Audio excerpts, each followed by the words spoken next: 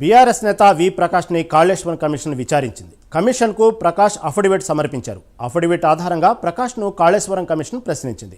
రేపటి నుంచి కమిషన్ ముందుకు మేడిగడ్డ, అన్నారం, సుందిళ్ల బ్యారేజ్ల నిర్మాణ సంస్థల ప్రతినిధులు హాజరు కానున్నారు. ఫిబ్రవరిలో కేసీఆర్, హరీష్ రావు, ఈటల రాజేందర్ను విచారణకు పిలిచే అవకాశం ఉంది. ఆ తర్వాత ప్రభుత్వానికి కాళేశ్వరం కమిషన్ నివేదికను అందజేయనుంది. దీని మీద మరింత సమాచారం మా ప్రతినిధి అజయ్ అందిస్తారు లైవ్లో.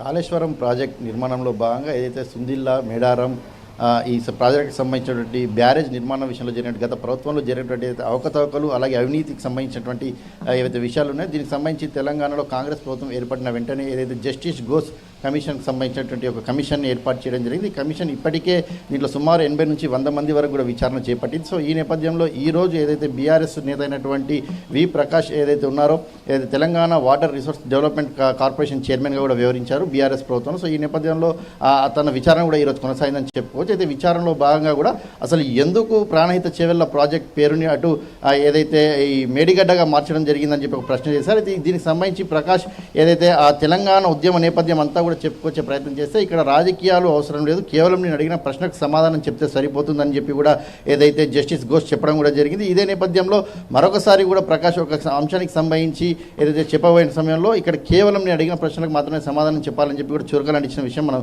ఏదైతే ఈరోజు విచారణలో గమనించడం కూడా జరిగింది. సో ఈ నేపథ్యంలో మనం ఓవరాల్గా చూసుకున్నట్టయితే కమిషన్ ఇప్పటికే సుమారు 200 పేజీలకు సంబంధించినటువంటి ఒక నివేదికను రూపొందించింది. ఇటు కమిషన్ ఇటు విచారణ చేస్తున్న నేపథ్యం వెంటనే అటు కమిషన్ ఇటు నివేదికను కూడా ప్రిపేర్ చేసుకుంటూ కూడా వచ్చింది. సో ఈ నేపథ్యంలో ఈరోజు ఏదైతే నిన్న ఫైనాన్స్ ప్రిన్సిపల్ సెక్రటరీకి సంబంధించినటువంటి రామకృష్ణారావుని విచారణ చేసింది. ఈరోజు బీఆర్ఎస్ పార్టీకి సంబంధించిన నేత, గతంలో కార్పొరేషన్ చైర్మన్గా వచ్చిన నేత బి ప్రకాష్ని కూడా ఈరోజు విచారణ చేసింది. సో రేపటి నుంచి కూడా ఏదైతే అన్నారం, సుందిల్లా, మేడిగడ్డకు సంబంధించినటువంటి 3 బ్యారేజ్లకు నిర్మాణాలకు సంబంధించినటువంటి సంస్థలు ఏవైతే ఉన్నాయో ఆ సంస్థలకు సంబంధించినటువంటి ప్రతినిధుల్ని కూడా ఏదైతే కమిషన్ రేపటి నుంచి కూడా విచారణ చేపట్టింది. సో ఈ విచారణ ఫిబ్రవరి వరకు కూడా కొనసాగే అవకాశం కనిపిస్తుంది.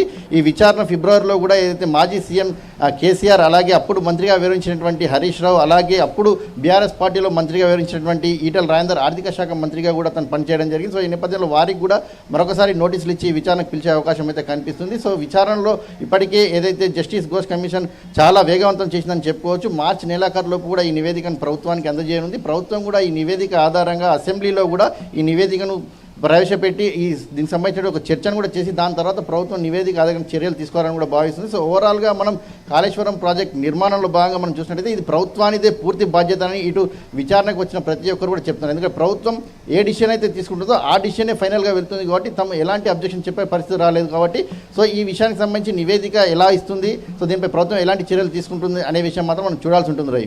Okay, right Ajay, right.